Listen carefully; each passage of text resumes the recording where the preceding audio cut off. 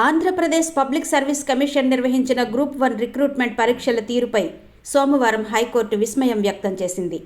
ఒక పక్క ఈ రిక్రూట్మెంట్ ప్రక్రియపై ప్రత్యేక దర్యాప్తు బృందాన్ని ఏర్పాటు చేసిన రాష్ట్ర ప్రభుత్వం, మరోపక్క ఇదే ప్రక్రియలో ఎంపికైన అభ్యర్థులకు రక్షణ కలిగించే విధంగా వ్యవహరిస్తుండడాన్ని హైకోర్టు తప్పుపట్టింది.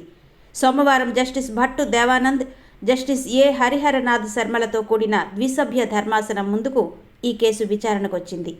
తప్పుల తడకలతో జరిగిన ఈ నియామకాలను రద్దు చేయాలని ఏడాదిన్నర క్రితమే single judge justice Nimmagadda Venkateswarlu తీర్పునిచ్చారు. అయితే రాష్ట్ర ప్రభుత్వం వీరికి రక్షణ కల్పిస్తూ డివిజన్ బెంచ్ నుంచి స్టే కొనసాగించడానికి ప్రయత్నిస్తోందన్న ఆరోపణలున్నాయి. ఈ నేపథ్యంలో డివిజన్ బెంచ్ ముందుకొచ్చిన ఈ కేసు అత్యంత ప్రాముఖ్యతను సంతరించుకుంది.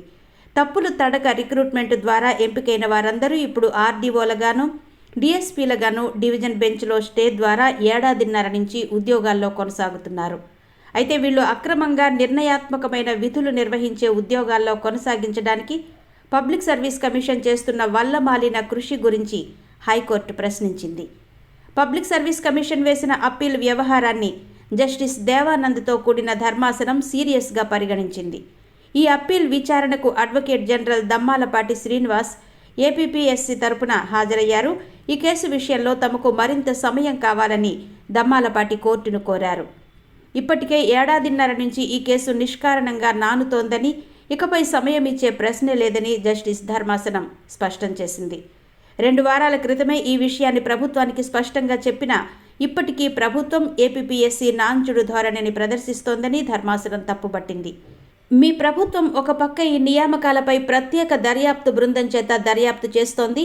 పబ్లిక్ సర్వీస్ కమిషన్ మరోపక్క ఈ నియామకాల ద్వారా నియమితులైన అభ్యర్థుల కొనసాగింపు కోసం స్టే తెచ్చి మరీ కాపాడుతోంది. ఏడాదిన్నర నుంచి ఇదే తంతు ఎంతకాలం కొనసాగిస్తారు? ఈ తతంగాన్ని మీ దర్యాప్తు ఎప్పటికి పూర్తవుతుంది? అసలు ఈ తతంగంలో ఇప్పటికైనా ఏపీపీఎస్సీ సరైన పాత్ర పోషిస్తుందా? అలా జరగని పక్షంలో ఈ వ్యవహారం ఎప్పటికీ కొలిక్కి రాదు. ప్రభుత్వ పక్షాన తరచూ వాయిదాలు కోరడం వల్ల సమాజానికి తప్పుడు సంకేతాలు వెళ్తాయి. మళ్లీ సమయం కావాలని అడగడం ద్వారా అలాంటి తప్పుడు సంకేతాలు ఇకపై పంపొద్దు అని ధర్మాసనం అడ్వకేట్ జనరల్కు స్పష్టంగా తెలియజేసింది. పబ్లిక్ సర్వీస్ కమిషన్తో పాటు ఈ రిక్రూట్మెంట్ నియమితులైన అభ్యర్థులపై వేసుకున్న అప్పీళ్లపై ఈ నియామకాలన్నీ రద్దు చేసి దోషులను శిక్షించి కొత్తగా నియామకాలు జరపాలని నిరుద్యోగులు వేసిన అప్పీళ్లపై ధర్మాసనం విచారణ చేపట్టింది. ఈ కేసులో సెలెక్టెడ్ అభ్యర్థుల న్యాయవాది ప్రభుత్వ న్యాయవాదికి అనుకూలంగా వాదించారు. మరోసారి సమయం ఇచ్చినా పర్వాలేదని తమ అభిప్రాయాన్ని వెళ్లబుచ్చారు. అయితే నిరుద్యోగుల తరపున వాదించిన న్యాయవాదులు మాత్రం సమయం ఇవ్వడానికి ససేమిరా వీల్లేదని స్పష్టం చేశారు. అయితే ఆఖరి అవకాశంగా ధర్మాసనం 3 రోజుల సమయాన్ని మాత్రం ఇచ్చి ఈ కేసును వచ్చే గురువారానికి వాయిదా వేసింది.